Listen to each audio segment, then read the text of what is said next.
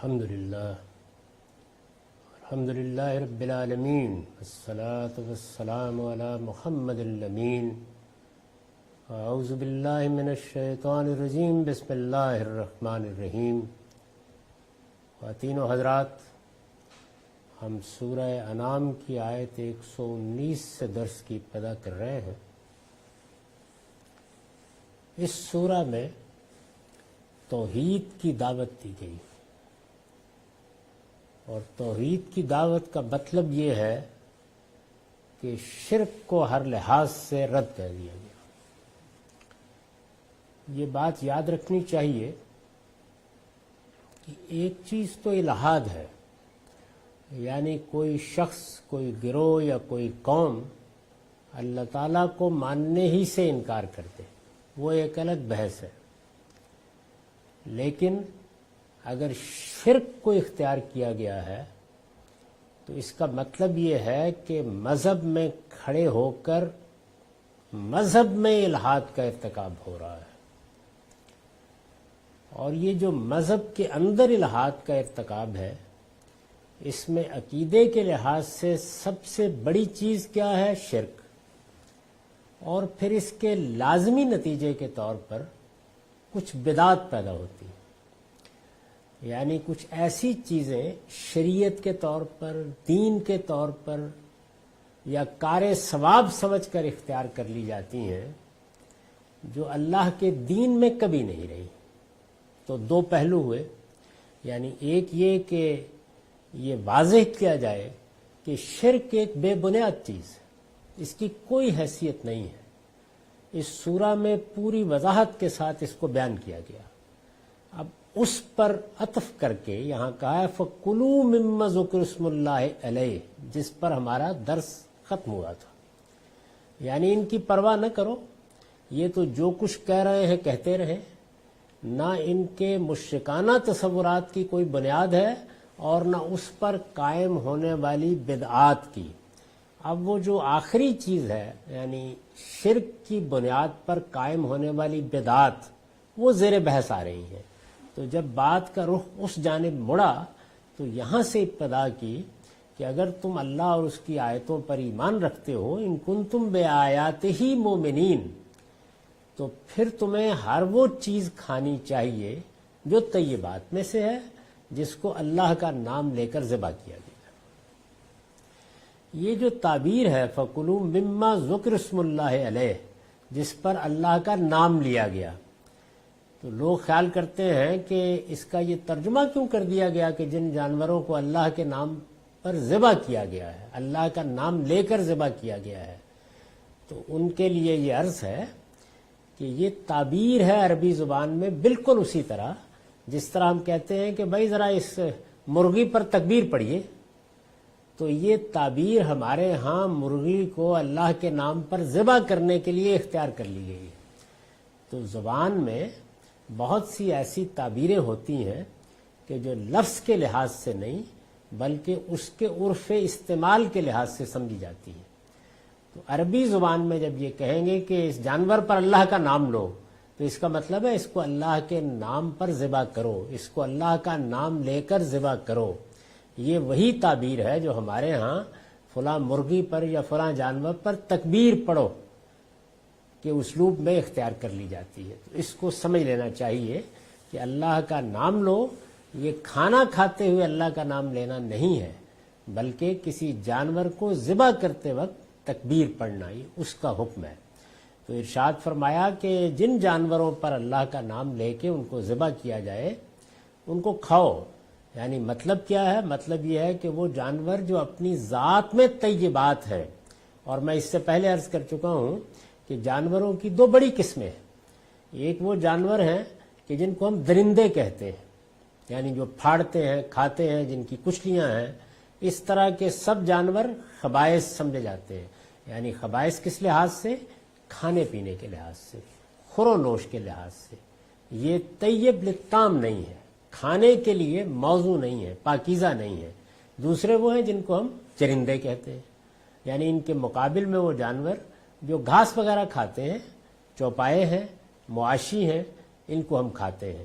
ان کی عام مثالیں وہی ہیں جن سے ہم میں سے ہر شخص آشنا ہے، بیڑ بکریاں ہیں، گائے بیل ہیں، اونٹ ہیں، یہ سب کے سب چرندے سمجھے جاتے ہیں، یہ درندے نہیں ہیں۔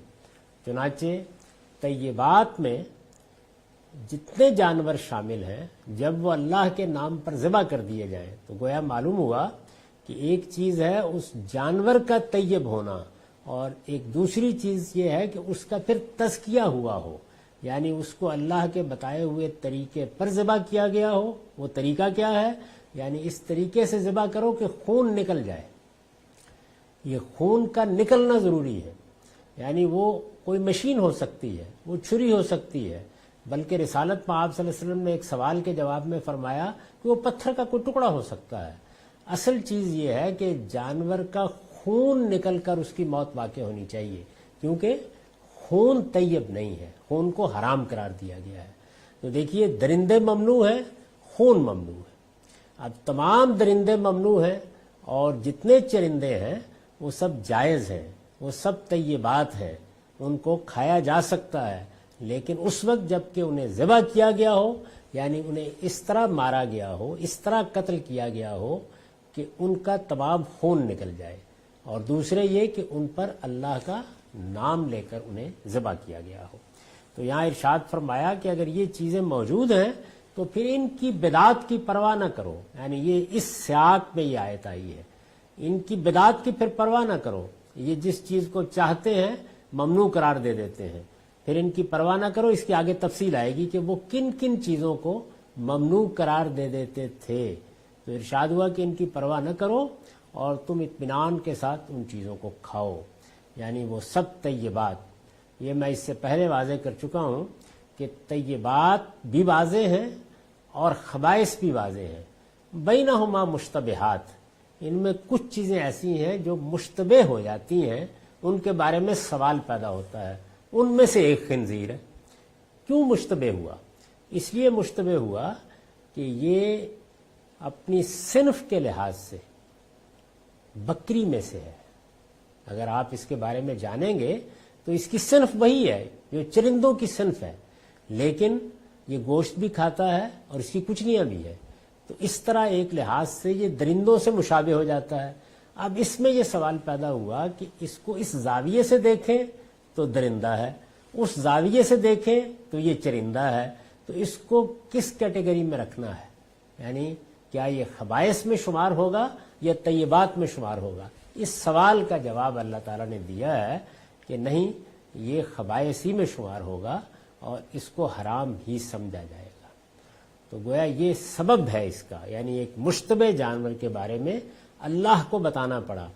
واضح خبائث ہر شخص کو معلوم ہے اور واضح طیبات بھی ہر شخص کو معلوم ہے۔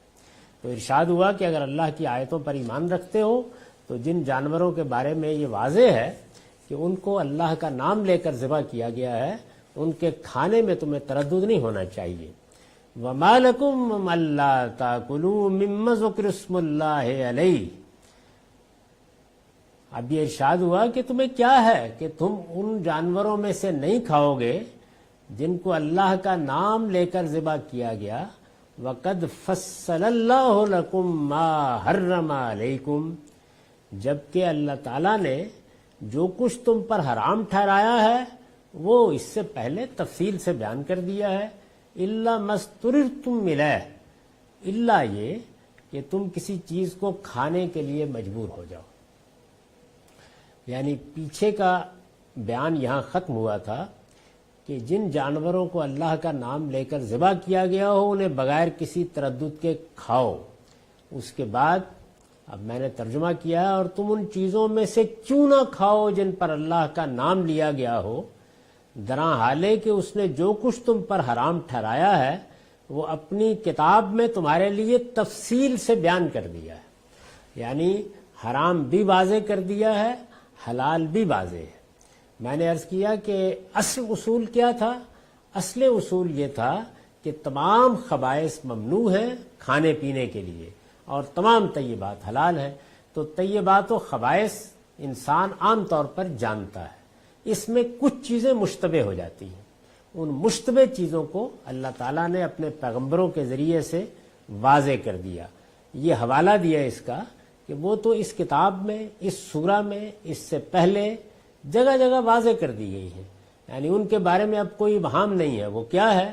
وہ طیبات میں سے جو چیزیں واضح کی گئی ہیں وہ 4 چیزیں، یعنی ایک اس ابہام کو کھول دیا گیا جو خنزیر کے بارے میں پیدا ہوتا ہے، یعنی وہ ابہام کیا تھا کہ کچھ پتہ نہیں چلتا کہ اس کو درندہ سمجھا جائے یا اس کو چرندہ سمجھا جائے۔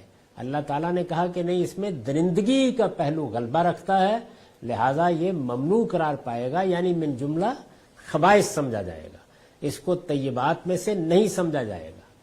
دوسری چیز کیا؟ والدم، یعنی خون، وہ حلال جانور کے اندر ہے، تو ظاہر ہے یہ سوال پیدا ہوتا ہے اس کے بارے میں کہ یہ جانور تو حلال تھا، تو ہم اس کی بوٹیاں کھا رہے ہیں، اس کی دوسری چیزیں کھا رہے ہیں، اس میں کوئی چیز حرام نہیں ہے، تو اس کے اندر سے جو خون نکلا ہے، فرمایا کہ نہیں، یہ خون اسی درندگی کا ایک تاثر پیدا کرتا ہے۔ دیکھیے ہم بھی جب کہتے ہیں نا کہ فلاں آدمی خون پیتا ہے تو اس درندگی کا احساس یا تاثر پیدا ہوتا ہے، تو فرمایا کہ نہیں، یہ انسانی نفسیات پر برا اثر ڈالتا ہے، لہذا خون کے قریب بھی نہیں جاؤ گے۔ تو یہ بھی ایک مشتبہ پہلو تھا، کیونکہ وہ خون ایک ایسے جانور سے نکلا ہے جو پورا کا پورا حلال ہے، تو وہ بھی اسی کی جسم کی ایک چیز ہے، یعنی یوں سمجھ لیجئے کہ گوشت بھی تھا اور اس میں ایک سیال چیز بھی تھی، لیکن اسے ممنوع قرار دے دیا گیا۔ اور پھر جو تیسری چیز اس میں بتائی گئی وہ یہ کہ اللہ کے سوا کسی اور کے نام پر ذبح کیا جائے، یعنی بجائے اس کے کہ اللہ کا نام لے کے ذبح کیا گیا، کسی اور کا نام لے دیا گیا یا کسی کا نام نہیں لیا گیا، اس کو بھی اس سورہ میں آگے واضح کر دیا جائے گا۔ تو یہاں جانور حلال تھا تو ظاہر ہے کہ اس کے بارے میں بھی سوال پیدا ہوا کہ جانور تو طیب تھا، حلال تھا، فرمایا کہ نہیں، وہ تمہارے لیے تب کھانے کے لیے حلال ہوگا جب اس کی جان تم اللہ کے بتائے ہوئے طریقے پر لوگے، جس کو تزکیہ کہا جاتا ہے۔ یہ زال سے تزکیہ ہے، یہ ایک الگ اصطلاح ہے، اس کا مطلب ہے کسی جانور کو اس طرح ذبح کرنا کہ اس کا سارا خون نکل جائے اور اس پر اللہ کا نام لیا گیا ہو۔ اور چوتھی چیز جو ابتدا میں بیان کی گئی ہے ان آیتوں میں وہ میتہ ہے، یعنی جانور طبعی موت مر گیا، وہ کیا چیز ہے جو اسے حرام کر رہی ہے؟ خون اندر رہ گیا ہے، یعنی وہی خون جو حرام تھا، جانور بالکل جائز تھا، جانور طیب تھا، لیکن طبعی موت مرنے کے نتیجے میں خون نہیں نکلا، وہ اندر رہ گیا ہے، اس وجہ سے وہ بھی ممنوع قرار پا گیا۔ اس کی پھر تفصیل کی ہے مائدہ میں کہ وہ سب صورتیں جن میں خون اندر رہ جاتا ہے اور جانور کی موت واقع ہو جاتی ہے، ان میں جانور حلال نہیں ہوگا۔ تو گویا وہی درندہ ہونا یا شرک کا پہلو اس کے ساتھ وابستہ ہو جانا، ان بنیادوں پر کسی چیز کی حرمت و حلت کا فیصلہ کیا جائے گا۔ طیبات میں سے یہ وہ چیزیں ہیں جو اصلاً طیبات تھیں یا طیبات کے ملحقات میں سے تھیں، ان کے بارے میں سوال پیدا ہوا، تو گویا اللہ تعالیٰ نے مشتبہات کو واضح کیا ہے، باقی طیبات و خبائث جو واضح ہیں ان کو موضوع نہیں بنایا، وہ ہم سب جانتے ہیں، وہ عقل و فطرت سے معلوم ہے۔ ان کے بارے میں اگر کوئی ابہام پیدا ہوگا یا کہیں انسانوں کے درمیان اختلاف ہوگا تو اسی اصول پر جو یہاں بیان کر دیا گیا ہے اس کو سمجھ لیا جائے گا۔ تو ارشاد فرمایا کہ اللہ تعالیٰ نے وہ تفصیل کر دی ہے، یہ اس تفصیل کو میں نے بیان کیا ہے۔ اس پر کچھ نوٹ بھی ہیں، میں نے تفصیل کے بارے میں یہ لکھا ہے کہ یہ اس تفصیل کی طرف اشارہ ہے جو اس سورہ میں بھی ہے اور قرآن کے بعض دوسرے مقامات پر بھی کی گئی ہے، یعنی گویا بالاجمال کہہ دیا گیا کہ اس کتاب میں ہم نے اس کی تفصیل کر دی ہے۔ قرآن مجید میں 3-4 مقامات پر یہ تفصیل کی گئی ہے، یہ اس کا حوالہ ہے، ان میں سے ایک یہ کتاب بھی ہے، اس میں بھی تفصیل کی گئی ہے۔ اس میں استثناء کیا ہے، یعنی جو چیزیں حرام ہیں، جو کھانے پینے کے لیے ممنوع ہیں، جن کو اللہ نے حرام قرار دیا ہے، اس میں استثناء کیا ہے؟ اس استثناء کے ساتھ کہ تم کسی چیز کو کھانے کے لیے مجبور ہو جاؤ۔ اس پر میں نے لکھا ہے کہ اس استثناء کے حدود و شرائط اس سے پہلے سورہ بقرہ اور سورہ مائدہ میں بیان ہو چکے ہیں۔ استثناء یعنی جو چیزیں ایگزمپٹ کی گئی ہیں، جن چیزوں کو آپ کھا سکتے ہیں، تو اس کے لیے جو حدود اور شرائط ہیں وہ سورہ بقرہ میں اور سورہ مائدہ میں بیان ہو گئے ہیں۔ وہ کیا ہیں؟ وہ یہ ہے کہ کسی مجبوری میں، کسی اضطرار میں اگر ان میں سے کوئی حرام چیز کھانی پڑ جائے تو کھائی جا سکتی ہے، لیکن وہ غیر باغن ولا عاد، یعنی نہ تو آدمی حدود سے تجاوز کرنے والا ہونا چاہیے اور نہ جتنی ضرورت ہے اس سے آگے بڑھنے والا ہونا چاہیے. یعنی جان بچانے کے لیے کتنی ضرورت ہے بس اس حد تک اس سے استفادہ کیا جا سکتا ہے، کیونکہ وہ چیزیں اصلاً ممنوع ہے، اصلاً حرام ہے. اس کے بعد ارشاد ہوا وَإِنَّ كَثِيرًا لَيُضِلُّونَ بِأَهْوَائِهِمْ بغیر علم. حقیقت یہ ہے کہ زیادہ لوگ بغیر کسی علم کے اپنی بدعتوں کے ذریعے سے گمراہی پھیلاتے ہیں. بے احوائہم کا ترجمہ میں نے کیا ہے اپنی بدعتوں کے ذریعے سے. یہ کیوں کیا ہے؟ اس پر میں نے لکھا ہے اصل میں لفظ احوا آیا ہے. احوا یعنی خواہشیں، اس کے معنی خواہشات کے ہیں، لیکن سیاق کلام سے واضح ہے کہ یہاں اس سے مراد وہ مشرکانہ بدعتیں ہیں جو محض خواہشات کی بنیاد پر دین بنا لی جاتی ہے. یعنی خواہش پیدا ہوتی ہے، محرک خواہش ہوتی ہے، یہ چیز بھی ہونی چاہیے. اب اس کے اسباب بہت سے ہو سکتے ہیں، اس کے بعد دین میں ایک چیز کا اضافہ کر لیا جاتا ہے. تو بدعت کی بنیاد کو لفظ احوا سے تعبیر کیا ہے. عربی زبان میں، قرآن مجید میں، انبیاء کے صحائف میں بعض اوقات کسی شے کو اس کے اصل محرک سے تعبیر کیا جاتا ہے، بعض اوقات اس کے اصل نام سے. تو یہاں بدعات کا لفظ استعمال کرنے کی بجائے احوا کا لفظ استعمال کیا. لیکن چونکہ اس سے مراد یہ ہے کہ وہ چیزیں جو اپنی خواہشات کی بنا پر دین بنا لی جائے، تو اس لیے پھر اس کا ترجمہ ہم اس کے مصداق کے لحاظ سے بدعت کر سکتے ہیں. بغیر علم کے الفاظ اسی حقیقت کی طرف اشارہ کرتے ہیں. اس میں جو فرمایا ہے کہ وہ اپنی احوا کی بنیاد پر اپنی بدعتوں کے ذریعے سے گمراہی پھیلاتے ہیں، تو اس کے ساتھ یہ فرمایا کہ بغیر علم کے، یعنی اس کی بنیاد علم پر نہیں ہوتی. قرآن مجید علم کا لفظ ظنون و اوہام اور قیاسات کے مقابلے میں استعمال کرتا ہے. یعنی وہ چیز جو اللہ تعالیٰ کی طرف سے قطعیت کے ساتھ آ جائے، اس کی کتاب میں بیان ہو گئی، انبیاء علیہم السلام کے طریقے سے ہم تک پہنچ گئی اور وہ طریقہ اجماع اور تواتر سے منتقل ہو گیا. یہ وہ چیز ہے جو کسی بھی عقیدے کو، کسی بھی نظریے کو، کسی بھی تصور کو یا کسی بھی حکم کو دین بنا دیتی ہے اور دین سے پہلے علم بنا دیتی ہے. اس کی بنیاد کے اوپر دین کیا ہے یہ بیان کرنا چاہیے.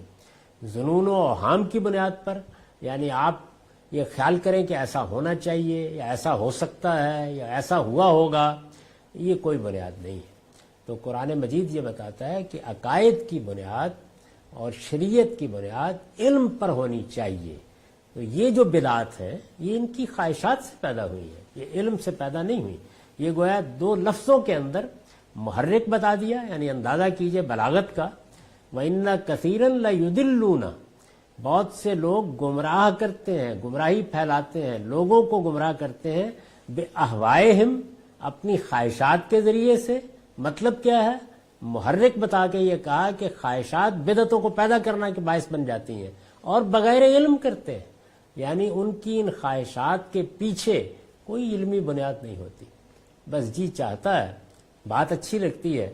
عام طور پر آپ دیکھیں کہ جب بدعت پر تنقید کی جائے تو استدلال یہ ہوتا ہے کہ یہ نیکی کا کام ہے، اچھے جذبے سے کیا جا رہا ہے، آخر اس پہ کیا اعتراض ہے آپ کو؟ اعتراض یہ کیا جا رہا ہوتا ہے کہ اگر اس طرح کا کام دین تھا، شریعت تھی، تو پھر اللہ کے پیغمبر کو کرنا چاہیے تھا، صحابہ کرام کو کرنا چاہیے تھا، اس کے لیے سند ہونی چاہیے تھی. امام شافعی نے ایک موقع کے اوپر اسی طرح کے ایک نیکی کے کام کے بارے میں یہ کہا تھا کہ اگر یہ کوئی خیر ہوتا تو کیا خیال ہے کہ اللہ کے پیغمبر اور ان کے صحابہ اس خیر کا اپنے لیے اکتساب کیے بغیر دنیا سے رخصت ہو جاتے؟ یہ نہیں ہو سکتا.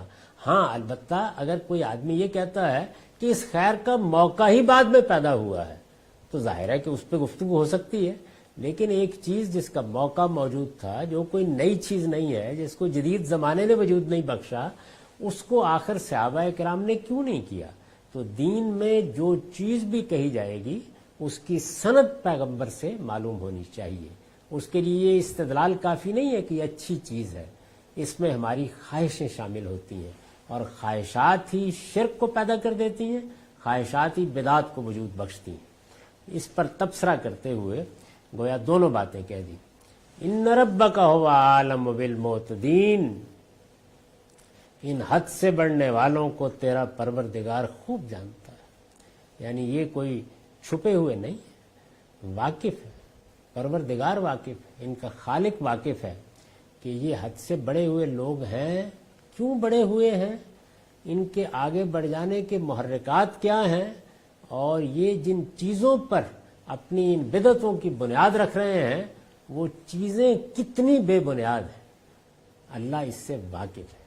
جب یہ کہا جاتا ہے اللہ واقف ہے تو مطلب یہ ہے کہ مخاطبین کو بتایا جائے کہ کس کو دھوکہ دے رہے ہو، کس کے سامنے یہ استدلال پیش کر رہے ہو، وہ تم سے بھی واقف، تمہارے باطن سے بھی واقف، تمہارے ظاہر سے بھی واقف، تمہارے پس منظر سے بھی واقف، تمہارے پیش منظر سے بھی واقف، کس کے بارے میں یہ بات کر رہے ہو، خوب جانتا ہے۔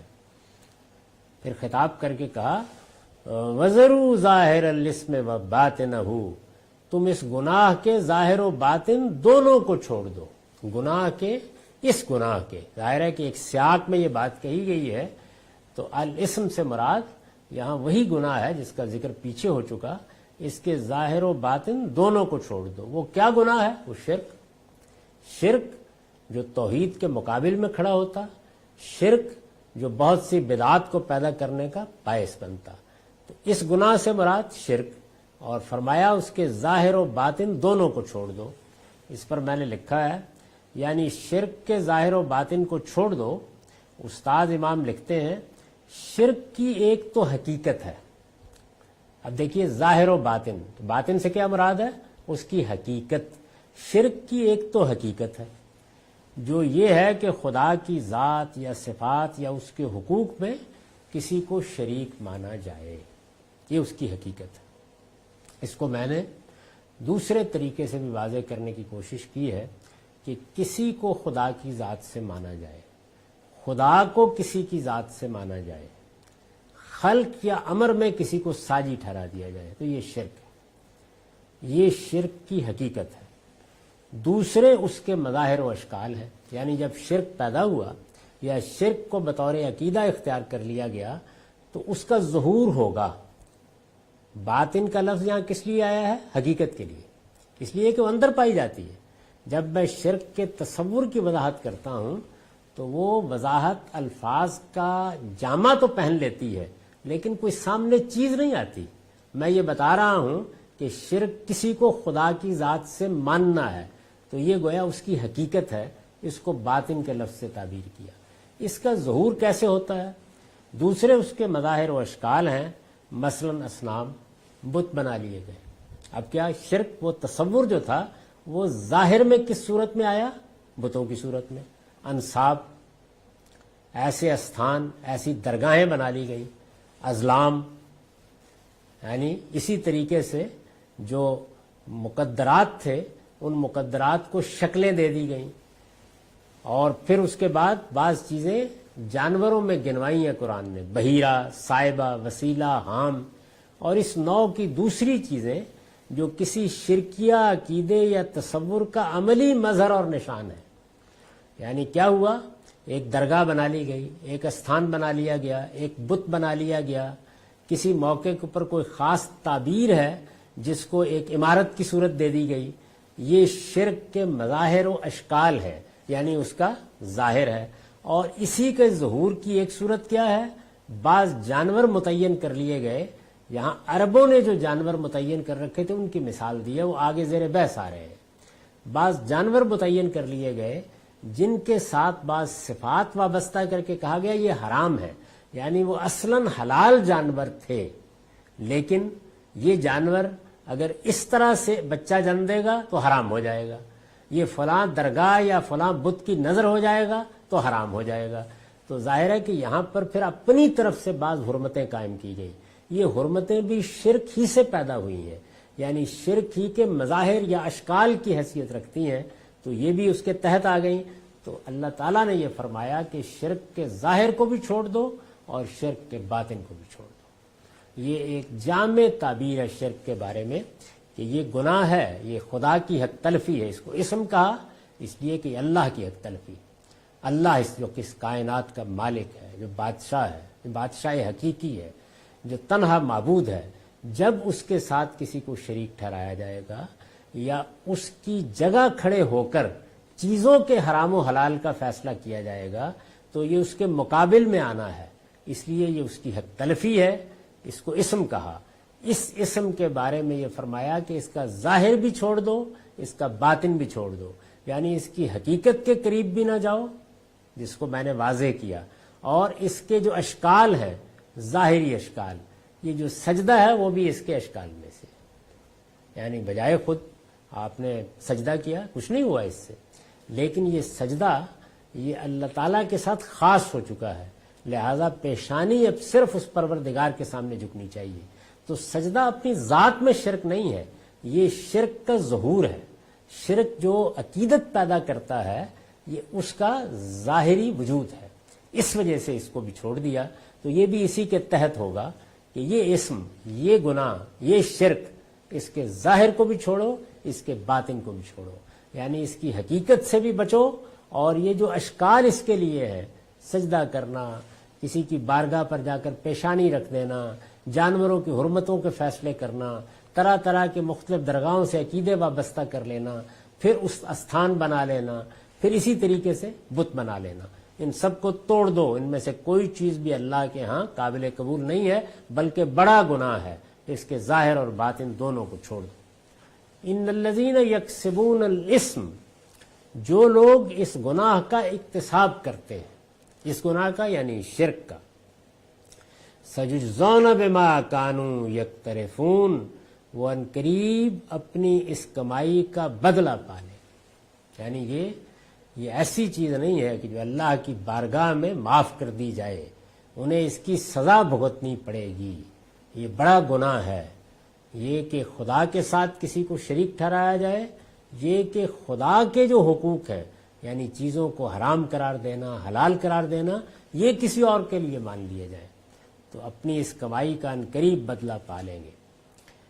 اوپر بات کہاں سے شروع ہوئی تھی؟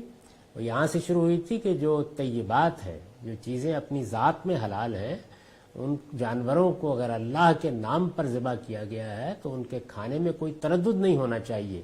اب اس کے نقیص کو بیان کیا، وَلَا تَأْكُلُوا مِمَّا لَمْ يُذْكَرِ اسْمُ اللَّهِ عَلَيْهِ، یعنی پہلے یہ واضح کیا کہ چیز طیب ہے اور اس پر اللہ کا نام لیا گیا ہے، گویا مراد کیا تھی کہ چیز کا صرف طیب ہونا کافی نہیں ہے، اس جانور کا صرف پاکیزہ ہونا کافی نہیں ہے، بھیڑ ہے، بکری ہے، اپنی ذات میں کھانے کا جانور ہے، پاکیزہ ہے، لیکن وہ اللہ کے نام پر ذبح کیا جائے گا، یعنی اللہ کے بتائے ہوئے طریقے پر اس کی جان لی جائے گی، وہ اس وقت حلال ہوگا۔ اب اس کا نقیض کیا ہے کہ جانور طیب ہے، جانور پاکیزہ ہے، لیکن اس پر اللہ کا نام نہیں لیا گیا، وَلَا تَأْكُلُوا مِمَّا لَمْ يُذْكَرِ اسْمُ اللَّهِ عَلَيْهِ، یعنی چونکہ یہاں بتانا یہ مقصود تھا کہ لوگوں کی بدعتوں کی بنیاد پر چیزوں کو حرام نہ ٹھہراؤ، تو جب یہ کہا کہ وہ جانور جن پر اللہ کا نام لیا گیا ہے تو ظاہر ہے کہ یہ سوال پیدا ہوا کہ ایسا بھی تو ہوتا ہے کہ اللہ کا نام نہیں لیا گیا۔ اب اس کی دونوں صورتیں ہو سکتی ہیں، یہ کہ اللہ کے سوا کسی اور کا نام لے لیا گیا، یہ کہ اللہ کا نام ہی نہیں لیا گیا، تو ارشاد فرمایا کہ نہیں، اس کا طیب ہونا بھی یعنی اپنی ذات میں پاکیزہ ہونا بھی ضروری ہے، اور اس کا اللہ کے نام پر ذبح کیا جانا بھی ضروری ہے، اس کا گوشت تبھی تمہارے لیے کھانا جائز ہوگا۔ تو یہ ارشاد فرمایا کہ یہ وہ چیزیں ہیں کہ جن کے تم قریب نہیں جاؤ گے، وَإِنَّهُ لَفِسْقٌ، اس لیے کہ یہ فسق ہے، یاد رکھو بلا شبہ یہ سری نافرمانی ہے، یعنی اللہ نے ایک حکم دیا اور تم نے اللہ کے اس حکم کو پس پش ڈال دیا، اور یہ کہہ رہے ہو کہ کیا ہو گیا، اس میں اللہ کا نام ہی نہیں لیا نا، جانور ہی تھا، ذبح ہوا ہے، تو اس لیے یہ فرمایا کہ یہ فاسقانہ طرز عمل ہے، اللہ کے مقابلے میں سرکشی ہے، مت کھاؤ۔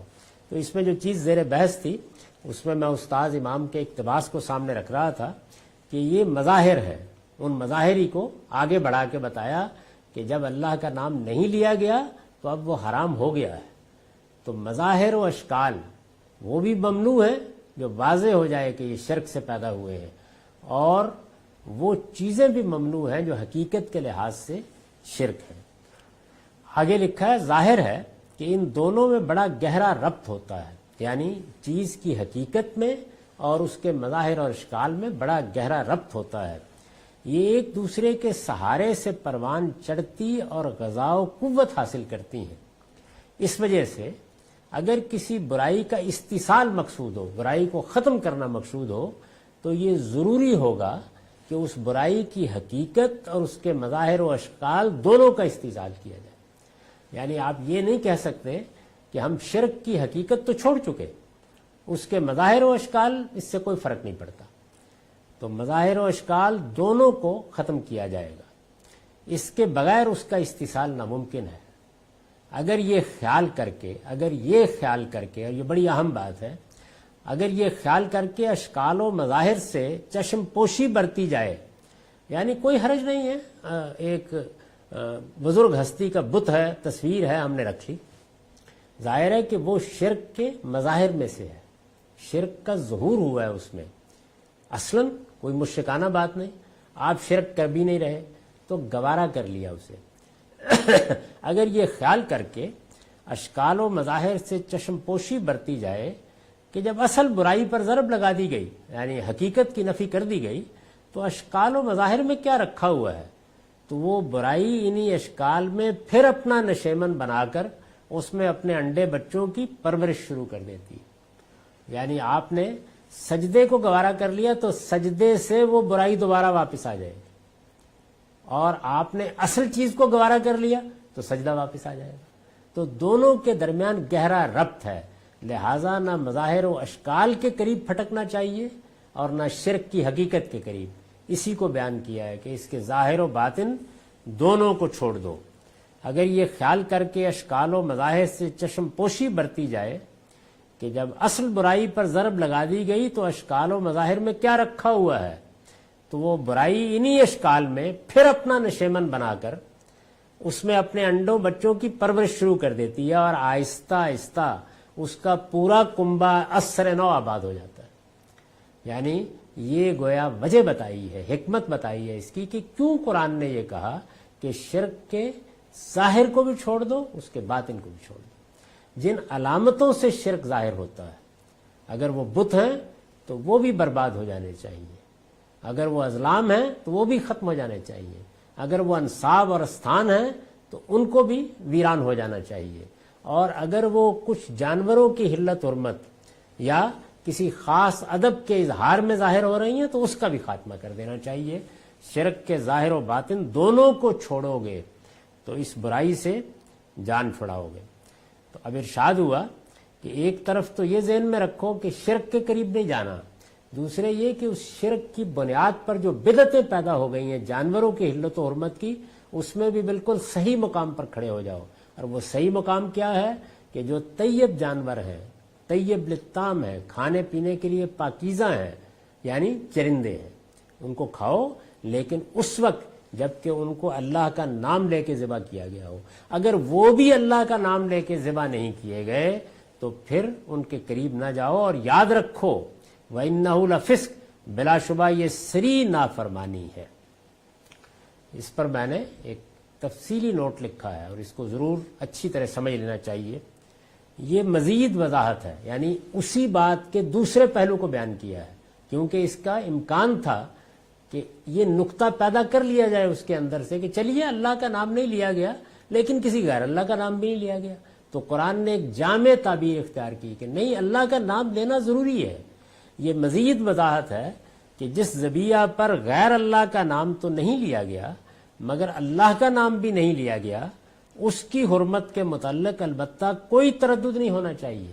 جب ایک چیز کے بارے میں تاکید کی کہ خواہ حرمتوں میں نہ پڑو، تو اندیشہ ہوا کہ لوگ کہیں یہ نقطہ بھی پیدا نہ کر لیں، تو اس کی صراحت سے وضاحت کر دی، کیونکہ شرک کا معاملہ ہے، اللہ تعالیٰ کی قرار دادہ حرمتوں کا معاملہ ہے، تو فرمایا کہ اس کے حرام ہونے میں کوئی تردد نہیں ہونا چاہیے، اس لیے کہ وہ بھی اسی حکم کے تحت ہے جو قرآن میں جانوروں کی حرمت سے متعلق بیان ہوا ہے۔ چنانچہ فرمایا ہے کہ جس طرح ما احل لغیر اللہ بہ فسق یعنی نافرمانی ہے، یعنی اللہ کے سوا کسی اور کے نام پر ذبح کرنا جس طرح یہ فسق یعنی نافرمانی ہے، اسی طرح یہ بھی فسق ہے کہ اللہ کا نام ہی لینے سے اجتناب کر لیا جائے۔ غلطی ہو گئی یہ بالکل اور چیز ہے، جانتے بوجھتے یہ کہنا کہ اللہ کے نام میں کیا پڑا ہے، کیوں لیا جائے، اس سے کیا ہوتا ہے، تو یہ سرکشی ہے، یہ سری نافرمانی ہے، اسی طرح یہ بھی فسق ہے۔ اس کے وجوہ کیا ہیں؟ استاد امام لکھتے ہیں، اول یہ کہ اللہ کے نام اور اس کی تکبیر کے بغیر جو کام بھی کیا جاتا ہے وہ جیسا کہ ہم آیت بسم اللہ کی تفسیر میں واضح کر چکے ہیں برکت سے خالی ہوتا ہے۔ یہ پہلے اس عمومی حکم کی طرف اشارہ کیا ہے کہ ایک مسلمان کو سب کام اللہ ہی کے نام پر کرنے چاہیے، عمومی رویہ یہی ہونا چاہیے۔ خدا کی ہر نعمت سے خواہ وہ چھوٹی ہو یا بڑی، فائدہ اٹھاتے وقت ضروری ہے کہ اس پر اس کا نام لیا جائے۔ اسی وجہ سے ہمیں یہ ادب سکھایا گیا ہے کہ ہم ہر چیز، ہر نعمت پر اللہ کا نام لیں گے، یعنی بسم اللہ الرحمن الرحیم پڑھ کر کام کریں گے، پڑھ کر کوئی چیز کھائیں گے، کھانے کی ابتدا بھی اسی سے کریں گے، اس پر اللہ کا نام لیا جائے تاکہ بندوں کی طرف سے اس کے انعام و احسان کا اعتراف و اقرار ہو۔ اس نے نعمت دی، اس نے انعام فرمایا، یہ اس کا احسان ہے، اس کا اعتراف و اقرار اسی سے ہوتا ہے کہ اللہ کا نام لے کر یہ چیزیں استعمال کی جائیں۔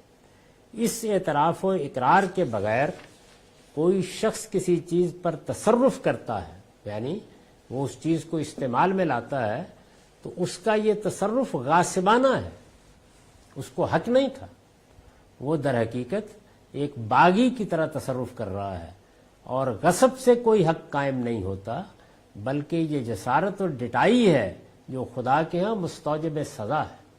اللہ تعالیٰ کے ہاں یہ سزا کا باعث بن جائے گا کہ اللہ تعالیٰ کا نام لیے بغیر، اللہ کا شکر ادا کیے بغیر اس کی دی ہوئی نعمتیں استعمال کی گئی۔ تو پہلی بنیادی چیز یہ ہے۔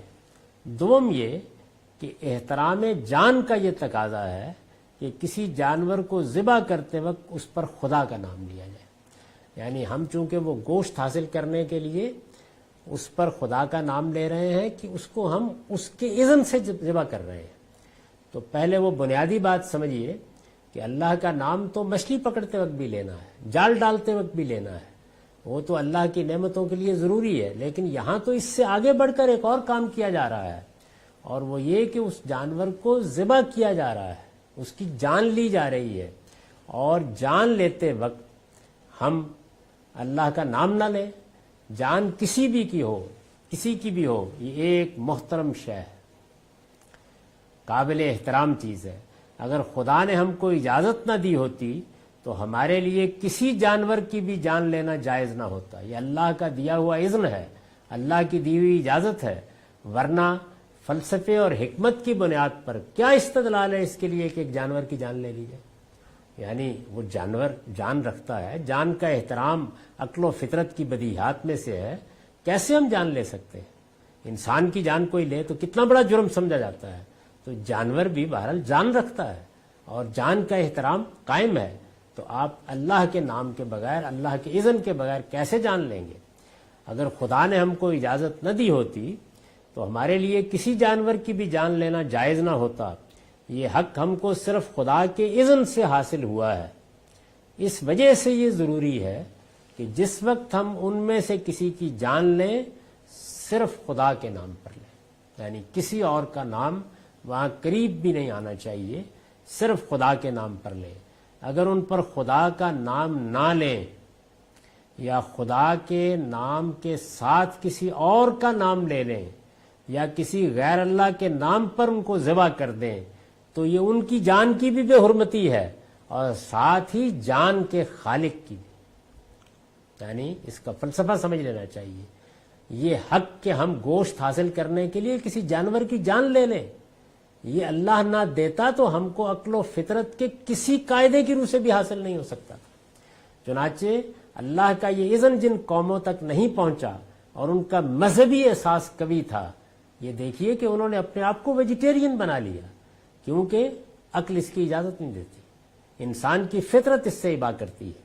یہ اللہ کا اذن ہے کہ اس نے کہا کہ نہیں، یہ جانور ہیں جن کی تم جان لے سکتے ہو اور اس سے تم گوشت حاصل کر سکتے ہو، یہ میں نے تمہارے لیے پیدا کیے۔ تو یہ اذن ہم کو ملا، اس اذن کا اشارہ، اس کا اظہار اس وقت ہوتا ہے جب ہم ان کی جان لیتے ہیں۔ تو جن جانوروں کو ذبح کیا جاتا ہے، ان کی جان لینے کے لیے ایک اقدام کیا جاتا ہے، ان کے معاملے میں تو اس کو لازم کر دیا گیا کہ اسی وقت لیا جائے، اور جن کو ذبح کی ضرورت نہیں ہوتی، یعنی ان کے ہاں سے خون نکالنا ضروری نہیں ہوتا، کیونکہ ذبح، تزکیہ یہ خون نکالنے کے لیے کیا جاتا ہے، ان کے لیے آپ نام لیجئے، نہ لیا ہو تو کھاتے وقت لے لیجئے، جیسے کہ مچھلیاں ہیں۔ لیکن جہاں یہ اقدام ہو رہا ہے، اور اقدام بھی اس جارحیت کے ساتھ ہو رہا ہے، وہاں پر اللہ کا نام لینا ضروری ہے۔ سوم یہ کہ اس سے شرک کا ایک بہت وسیع دروازہ بند ہو جاتا ہے۔ یعنی پہلی چیز کیا تھی کہ اللہ کا نام تو ہر کام پر لینا چاہیے، ہر نعمت پر لینا چاہیے۔ اللہ کا نام لینے سے اباہ کیوں ہو؟ اللہ کا نام لینے ہی سے شکر گزاری کا حق ادا ہوتا ہے۔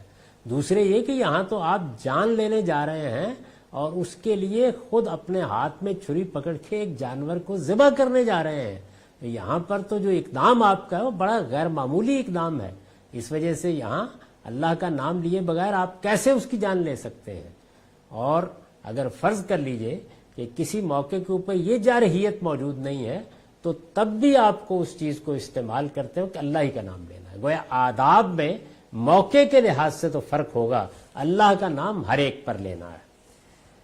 تیسری چیز یہ سوم یہ کہ اس سے شرک کا ایک بہت وسیع دروازہ بند ہو جاتا ہے۔ ادیان کی تاریخ پر، جو دین ہے دنیا میں، ادیان کی تاریخ پر جن لوگوں کی نظر ہے، وہ جانتے ہیں کہ جانوروں کی قربانی، ان کی نظر اور ان کے چڑھاوے کو ابتدائے تاریخ سے عبادات میں بڑی اہمیت حاصل رہی ہے۔ یہ جو جانور کی قربانی ہے، یہ اصل میں انسان کا اپنے آپ کو نظر کرنا ہے۔ یہ چڑھاوا کیوں بنا، یہ قربانی کیوں بنی، یہ بھینٹ کیوں وجود میں آئی؟ یعنی انسان نے جب اپنی پیشانی کسی معبود کے سامنے رکھ دی، جب اس کی عظمت کے اعتراف کے لیے بھجن گائے، جب اپنے آپ کو اس کے لیے پیش کر دیا، تو اس کی ایک آخری منزل یہ تھی کہ میں اپنے آپ کو نظر کرتا ہوں۔ تو یہ نظر جو ہے، اس نظر کے پہ کچھ آداب مقرر ہوئے۔ چنانچہ انبیاء علیہم السلام کے ہاں اس نظر کی پوری ایک شریعت ہے، یعنی جس میں جب نظر کی ابتدا کی جاتی ہے تو پھر بال نہیں اتارے جاتے، ناخن نہیں کاٹے جاتے، اس کے بعد کسی جانور کی جان کا فدیہ دیا جاتا ہے، پھر معبد کے پھیرے لگائے جاتے ہیں، اس کے نتیجے میں نظر مکمل ہو جاتی ہے۔ تو جانور کی قربانی پیش کرنا در حقیقت ایک نظر پیش کرنے کا عمل ہے۔ تو یہ رہا ہے تمام ادیان میں۔ ابتدائے تاریخ سے عبادات میں بڑی اہمیت حاصل رہی ہے، یعنی عبادات میں نماز ہے، روزہ ہے، اور یہ نظر پیش کرنا ہے۔ حج اور عمرہ اسی کی تمثیل ہے، بس فرق یہ ہے کہ عمرہ نظر ہے اور حج میں نظر بھی ہے، اور اس کے ساتھ یہ نظر کیوں پیش کرنی ہے، یعنی ابلیس کے خلاف جنگ میں اس کو بھی تمثیل کا حصہ بنا دیا گیا ہے۔ تو وہ گویا ایک مرکب، ایک کمپاؤنڈ چیز بن گئی ہے، اور وہ اسی وجہ سے تفصیل میں ڈھل جاتا ہے۔ اسی کو اختصار کیا ہے تو عمرے کی صورت دے دی ہے۔ وہی چیز پھیل کر ہمارے ہاں عید الاضحیٰ کی قربانی بن گئی ہے۔ یعنی ایک ہی عمل ہے جو قدیم سے ہوتا چلا آ رہا ہے، اپنے آپ کو نظر کر دینا ہے خدا کی۔ تو نظر کر دینے کے لیے قربانی کی اصطلاح اختیار کی جاتی ہے۔ اس اہمیت کے سبب سے مشرکانہ مذاہب میں بھی اس کو بڑا فروغ حاصل ہوا۔ جو قوم بھی کسی غیر اللہ کی عقیدت و نیاز مندی میں مبتلا ہوئی، اس نے مختلف شکلوں سے اس غیر اللہ کو راضی کرنے کے لیے جانوروں کی بھیٹ چڑھائی۔ قرآن میں شیطان کی جو دھمکی انسانوں کو گمراہ کرنے کے باب میں مذکور ہوئی ہے، اس میں بھی جیسا کہ ہم اس کے مقام میں واضح کر چکے ہیں، اس ذریعہ ضلالت یعنی گمراہی کے ذریعے کا شیطان نے خاص طور پر ذکر کیا ہے۔ وہاں پر بھی یہ بیان کیا اس نے کہ میں یہ راستے نکالوں گا انسان کی فطرت کے اندر، جو اپنے معبودوں کے لیے اپنے آپ کو قربان کر دینے۔ آپ نے دیکھا ہو نا، میں صدقے، میں واری، یہ جو تعبیرات ہیں یہ اصل میں اسی چیز کی ہیں۔ میں نے اپنے آپ کو نظر کیا، اپنی جان نظر کروں، اپنی وفا پیش کروں، تو یہ معبود کی طرف جب یہ جذبہ رخ کرتا ہے تو یہ اپنا اظہار چاہتا ہے، اس کی علامت ہے قربانی، نظر کی علامت ہے۔ اسی وجہ سے بار بار متنبہ کیا جاتا ہے کہ یہ قربانی غریبوں کو گوشت کھلانے کا ذریعہ نہیں ہے، یہ ایک عبادت ہے۔ اس میں اصل میں جان کے فدیے کے طور پر جانور کو قربان کیا جاتا ہے۔ جو قوم بھی کسی غیر اللہ کی عقیدت و نیاز بندی میں مبتلا ہوئی، اس نے مختلف شکلوں سے اس غیر اللہ کو راضی کرنے کے لیے جانوروں کی بھیٹ چڑھائی۔ قرآن میں شیطان کی جو دھمکی انسانوں کو گمراہ کرنے کے باب میں مذکور ہوئی ہے، اس میں بھی جیسا کہ ہم اس کے مقام میں واضح کر چکے ہیں، اس ذریعہ ضلالت کا شیطان نے خاص طور پر ذکر کیا ہے۔ اسلام نے شرک کے ان تمام راستوں کو بند کر دینے کے لیے جانوروں کی جانوں پر اللہ تعالیٰ کے نام کا قفل لگا دیا، یعنی شرک کا ہر دروازہ بند کرنے کے لیے ایک قفل لگا دیا جانوروں کی جان پر کہ یہ تالا نہیں کھلے گا، اس کی چابی کیا ہے؟ اللہ کا نام لو۔ جس کو خدا کے نام کی کنجی کے سوا کسی اور کنجی سے کھولنا حرام قرار دے دیا گیا۔ اگر اس کنجی کے بغیر کسی اور کنجی سے اس کو کھولنے یا اس کو توڑنے کی کوشش کی گئی تو یہ کام بھی ناجائز، اور جس جانور پر یہ ناجائز تصرف ہوا وہ جانور بھی حرام۔ تو یہ تین وجوہ ہے، یعنی اس لیے یہ کہا کہ جس جانور کو ذبح کرتے وقت اس پر اللہ کا نام نہیں لیا گیا، یعنی غیر اللہ کا نام لیا گیا، وہ تو صریحاً حرام تھا ہی، واضح کر دیا گیا کہ جس پر اللہ کا نام نہیں لیا گیا، کسی اور کا بھی نہیں لیا گیا لیکن اللہ کا نہیں لیا گیا، وہ بھی حرام ہو جائے گا۔ تین وجوہ بیان کیے۔ اللہ کا نام تو اس کی ہر نعمت اور ہر نام پر لینا ہی تھا، یہاں ایک اقدام کر کے جان لی جا رہی ہے اور اس میں اس کا خون بہایا جا رہا ہے، دونوں کی حرمت ہے۔ اس وجہ سے تمہیں اللہ کے نام پر یہ کام کرنا ہے تاکہ اس بات کا استحضار رہے، یہ واضح رہے کہ اللہ اجازت نہ دیتا تو میرے پاس کوئی بنیاد نہیں تھی کہ میں اس کی جان لے کے گوشت حاصل کر لیتا۔ تو یہ بہت بڑی بات ہے، اور پھر چونکہ اس سے شرک کے دروازے کھلے تھے، یعنی جانوروں کی بھیٹ چڑھانے کا معاملہ مشرکانہ استھانوں پر ہوا تھا، تو اس لیے اس سے یہ بھی مقصود ہے کہ ایسی کوئی چیز کبھی پیدا نہ ہونے پائے۔ یہ چیزیں تینوں کی تینوں انتہائی اہمیت کی حامل ہیں، یعنی گویا شرک کا بھی استحصال کر دیا، اس کے لیے وجہ جواز فراہم کی اللہ کے نام نے کہ ہم جان لے کر کیوں گوشت حاصل کر لیتے ہیں، ورنہ کیا حق ہے اس بات کا؟ یعنی گوشت ہم نے کھانا ہے، یہ ہماری ضرورت ہے، لیکن اس کے لیے کسی دوسرے کی جان کیسے لی جا سکتی ہے؟ تو اللہ تعالیٰ نے اس جان پر جو قفل لگایا ہے اور جو عقل و فطرت کا تقاضا ہے اور جس کو کسی حال میں نہیں کھولا جا سکتا تھا، صرف اللہ کا اذن ہے، اس نے اجازت دی ہے، اس لیے ہم یہ جسارت کرتے ہیں، تو اس کا اظہار اللہ کا نام لے کر کرتے ہیں۔ تو اب ارشاد فرمایا کہ وَلَا تَأْكُلُوا مِمَّا لَمْ يُذْكَرِ اسْمُ اللَّهِ عَلَيْهِ وَإِنَّهُ لَفِسْقٌ، البتہ ان جانوروں میں سے البتہ ہرگز نہ کھاؤ جنہیں اللہ کا نام لے کر ذبح نہیں کیا گیا، اور یاد رکھو کہ بلا شبہ یہ سری نافرمانی ہے، اور متنبہ رہو وَإِنَّ الشَّيَاطِينَ لَيُوحُونَ إِلَىٰ أَوْلِيَائِهِمْ لِيُجَادِلُوكُمْ وَإِنْ أَطَعْتُمُوهُمْ إِنَّكُمْ لَمُشْرِكُونَ، اور متنبہ رہو کہ شیاطین اپنے ایجنٹوں کو القاء کر رہے ہیں کہ وہ اس معاملے میں بھی تم سے جھگڑیں، یعنی جب اس طرح کی بدعات کو آپ ختم کرتے ہیں یا ان کی نفی کرتے ہیں یا مشرکانہ چیزوں کی طرف توجہ دلاتے ہیں یا لوگوں کی خواہشات کے خلاف شریعت کا کوئی حکم بیان کرتے ہیں، تو شیاطین ایک غوغا برپا قرار دیتے ہیں، اور متنبہ رہو کہ اگر ان کا کہا مانو گے تو کچھ شک نہیں کہ تم بھی مشرک ہو کر رہ جاؤ گے۔ تو دو بڑی باتیں کہیں، ایک یہ کہ جس وقت یہ باتیں کہی جائیں گی، جس وقت شرک و توحید کا یہ فرق واضح کیا جائے گا، جب لوگوں کو یہ بتایا جائے گا کہ اللہ تعالیٰ کا قانون اور اس کی شریعت کیا ہے، جب ایک طرف بدعات کی تردید کی جائے گی، دوسری طرف شریعت کے معاملے میں حقائق کو واضح کیا جائے گا، تو اس کے مقابلے میں شیاطین کھڑے ہو جائیں گے۔ وہ اپنے ایجنٹوں کو القاء کریں گے اور وہ پوری طاقت سے حملہ آور ہو جائیں گے۔ تو یہ تعبیر ہے قرآن مجید میں دین کے مقابل میں آنے والی قوتوں کی۔ شیاطین یہ انسانوں میں بھی ہیں، جنوں میں سے بھی ہیں۔ اس کی ابتدا کس سے ہوئی؟ ابلیس کے استکبار سے اور سجدے سے انکار سے۔ یہی وجہ ہے کہ ہمارے ہاں جو سب سے بڑی عبادت ہے یعنی حج، اس میں ابلیس کے خلاف جنگ کو ممثل کیا گیا ہے، اس کی تمثیل ہے۔ یعنی آخر میں جا کر یہ جنگ کہاں پہنچتی ہے؟ جب اسے کنکر مارتے ہیں، گویا اس بات کا اعلان کرتے ہیں کہ ہم اپنی زندگی میں بھی اسی طرح اس لعین پر پتھر برساتے رہیں گے، اس کو قریب نہیں آنے دیں گے، اور اس میں اگر جان بھی دینی پڑی تو نظر کر دیں گے، تو دوسری جانب وہ قربانی پر جا کر اپنے منتہائے کمال کو پہنچ جاتی ہے۔